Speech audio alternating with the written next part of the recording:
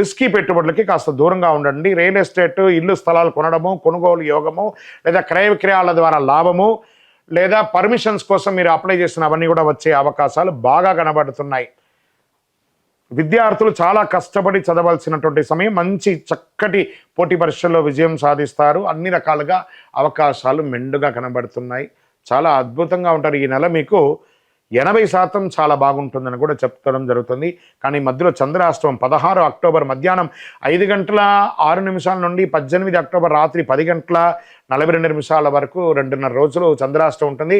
వాహనం నడిపేటప్పుడు, సంతకాలు పెట్టేటప్పుడు, ఇతరులతో మాట్లాడేటప్పుడు, కొత్త వ్యవహారాలు చేసేటప్పుడు జాగ్రత్త జాగ్రత్త జాగ్రత్త. 2.5 రోజులు. మరి అదృష్ట సంఖ్య ఈ నెల 4.